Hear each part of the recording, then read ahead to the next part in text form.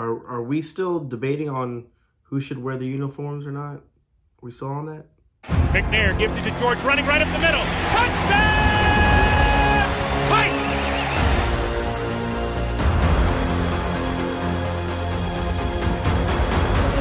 There are no flags on the field! It's a miracle! The safety, now you're one-on-one with it. Shows why he's the man! In trouble. Sack!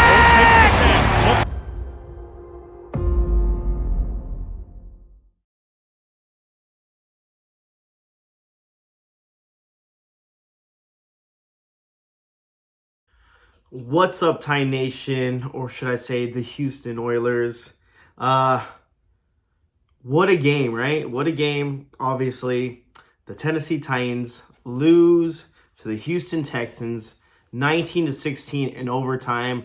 And man, it was an ugly game to begin with. Very ugly. Both sides of the ball. Not a lot happened for the offense for the Tennessee Titans, and to be honest with you, not a lot of offense for the Texans as well. I'm gonna go over the game stats. I was at the game. Let me say it was a great atmosphere. Inducting Billy White Shoes Johnson into the Titans Ring of Honor was really cool at halftime. But just to see everyone, come together.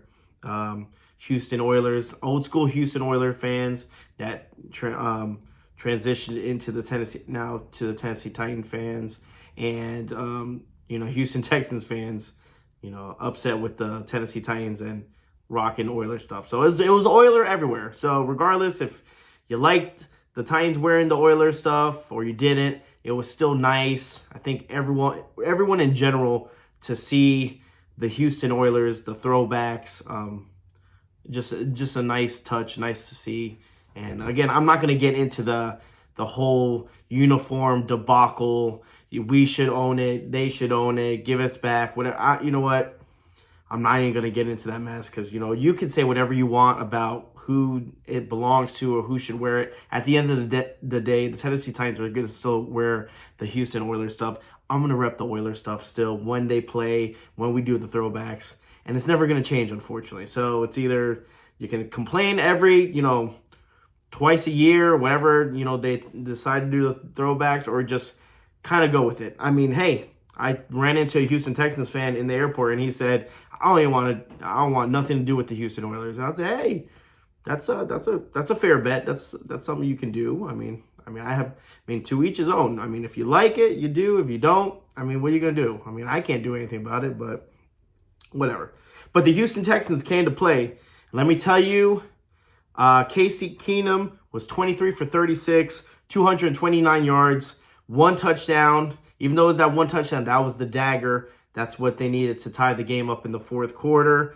And one interception, which was a pick six, which Elijah Molden took back to the house. I think it was like a 41-yard return. Really, really nice pick again.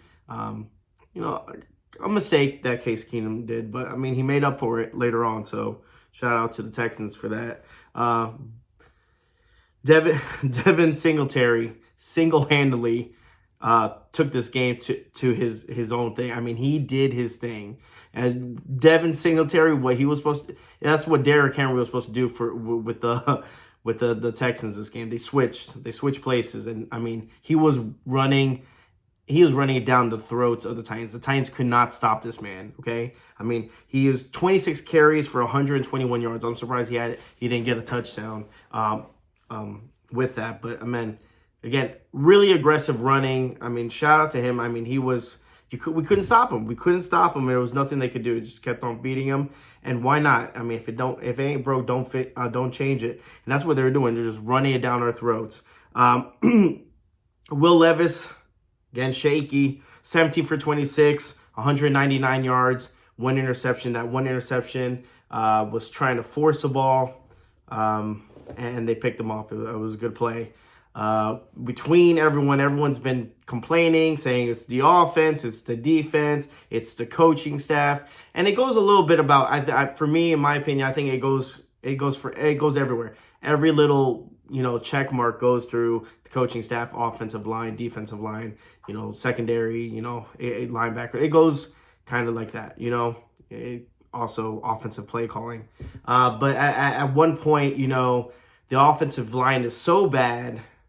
And this is something, the offensive line is so bad that it puts pressure on the defense, puts the defense in a bad position. The defense wasn't playing bad at all, guys. I mean, yeah, we had our moments, but look, Danico Autry had 2 sacks in the game, I think. Double digits, really, really good, putting pressure. And the defense got the got the ball out of their hands when they needed to.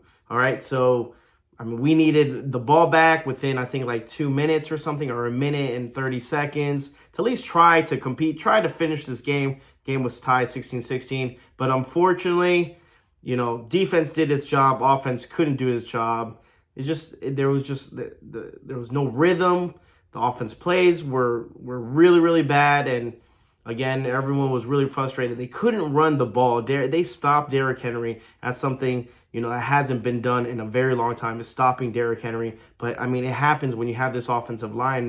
They can't block anyone. So you have that, and it's frustrating, And then we end up getting Will Levis hurt, and that's another thing that people are really, really upset, because you know what? It was bound to happen, guys. It was bound to happen. This offensive line can't, cover. Ray Charles can cover better than half of these blockers, and it was a problem time and time, and it was gonna happen. Unfortunately, it happened in this game.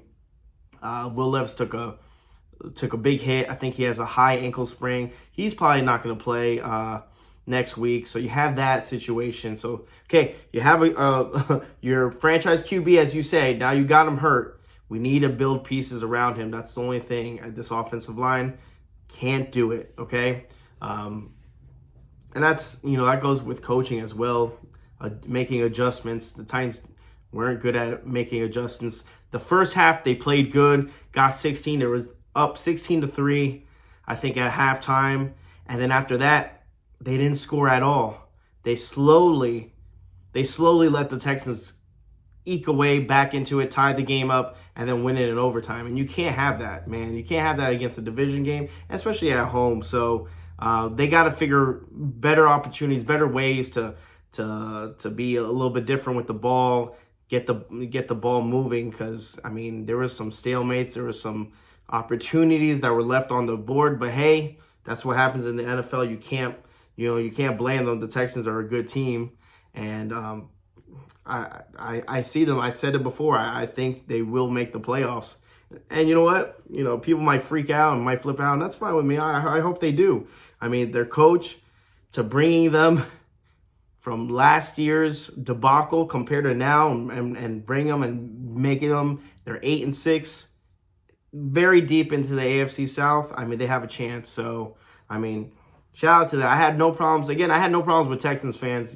When I was over there doing tailgates, walking around, I was talking to most of them, and they were cool with me, and I was cool with them, and I was wearing my Oilers stuff, and, we're just talking here and there, so it's nothing, there's no ill will, so I don't see it. I mean, maybe there's other fans like that, but at the most part, I was cool with them. And you know what? At the end of the game, I'm like, hey, good game. It sucked that we lost, but hey, on to the next one, right? So the Tennessee Titans are officially eliminated from the playoffs.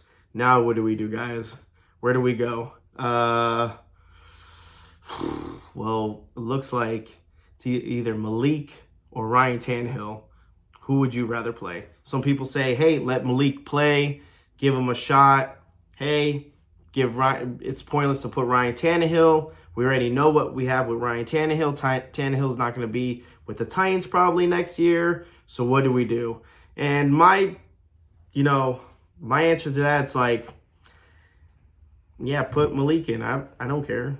I mean, put Ryan Tannehill. I don't care. I mean, hopefully, praying to God that they don't get hurt. But you know what? With this offensive line, who the hell's going to block them? Who's going to help them out? So regardless of who we see on there, I can care less, to be honest with you. But it is what it is. And it was a rough game, like I said, for a Tennessee Titans fan. But at the end of the day, I still had fun. I saw a bunch of people that I haven't seen in a long time. Got to hang out with a couple of friends, tailgate, all that good stuff. So regardless of win or lose, I'm still going to be supporting the team. And I know people don't like that. And they're like, oh, you support mediocrity and whatever. Whatever. Do what you want. I have a YouTube channel. And guess what? Look at that. You see a Snoop Dogg? That's my Snoop on the loop. He's just hanging out right there next to Derrick Henry. But whatever, guys. I hope you guys have a Merry Christmas. We have a Christmas game against the Seahawks. They just ended up beating the Eagles, which surprised a lot of people. So don't get me wrong. They're going to be coming in ready, fired up, ready to go. And we have the Titans just here, ready to play, I guess. So, but anyways, guys, if you guys haven't subscribed to the channel, please do me a favor, subscribe to the channel. I'm gonna be doing big things for the channel coming up for next year. It's gonna be great. Got a lot of ideas rolling around in my head. So thank you guys so much. I wanted to show out my Oilers gear. It looks very, very nice. Woo! But guys, love you guys so much, and always tying up. Let's go.